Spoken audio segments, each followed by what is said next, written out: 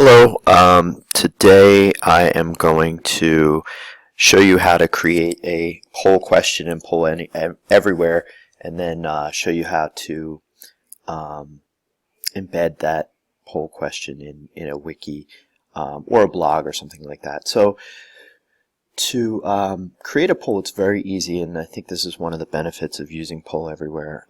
You log in. You can go to create your first poll. I actually have polls already created, so mine will show up here. And basically, your poll question comes up.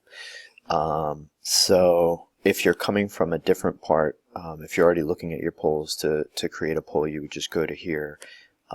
And then you type in your question. And so that's where you have to determine exactly what type of question you want to ask. For this one, I'm going to do an open-ended, but we can look at some different options. So I'm going to ask the question, what are some types of assessments you use in your classroom? So if we wanted to do a multiple choice question, we could do something like this. We could type in like we could say the 1 minute paper. We could also add muddiest point.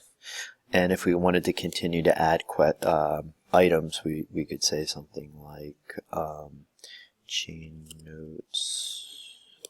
We could do formal essay. And again, we could continue to add these. We can also add a picture of those assessments if we have them somewhere.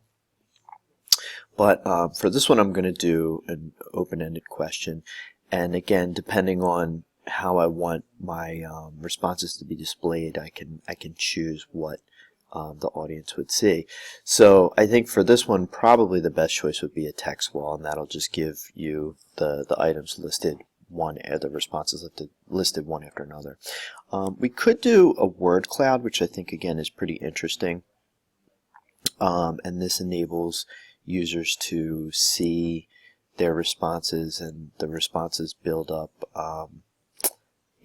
as things are repeated, they become larger. So the responses that are repeated become larger.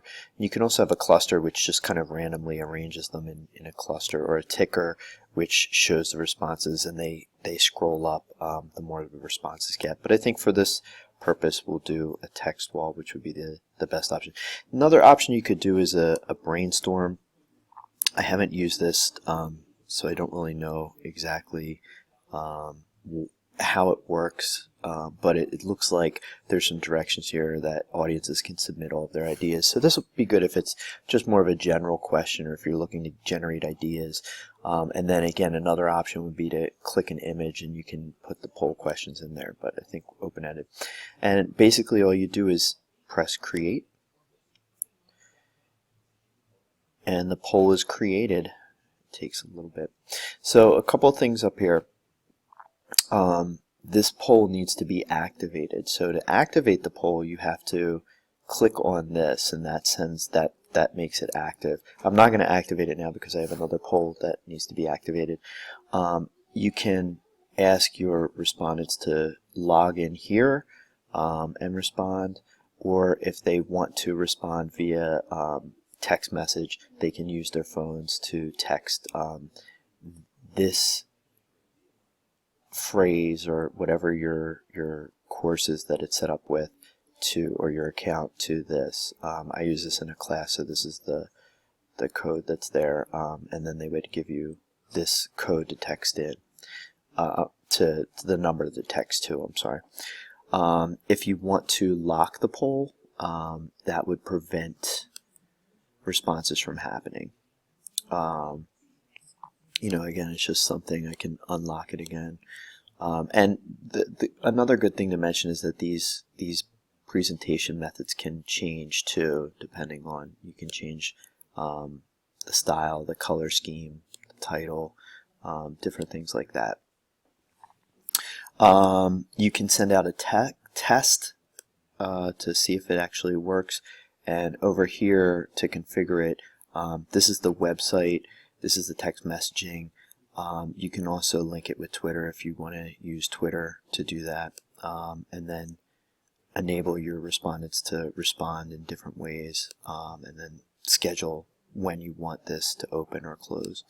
The last thing you can do is there's two ways you can present it. I think one thing that's pretty useful is to actually use this in a PowerPoint, and that would require you to download the presenter app. I'm not going to go into that, but it does work pretty well.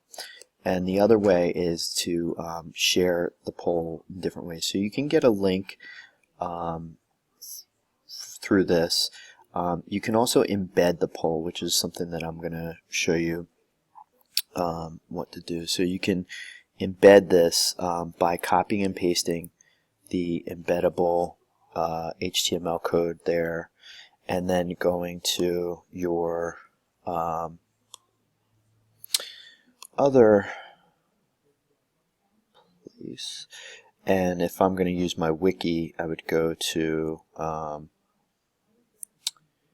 let's see, assessment poll questions, and I'm using this as a wiki. If I wanted to edit it, I could go to widget, and I can do two different ways. I could go to other HTML or poll. In this case, I'll go to poll, another poll, and copy and paste it in, and then just save it from there, and my poll would be updated. Now the one thing, we can move this around. The one thing that's not going to work well is that since I have another poll active, only one poll can happen at once. So it'll show this same poll question here as being active, but this is only one response. So that's that. It's pretty easy to use. Poll Everywhere, I think, is really useful and engaging for your students and for other opportunities to really engage your learners and have them respond. And so I think it's a good method to, a good tool to use to gain some ideas about formative assessment in your classroom.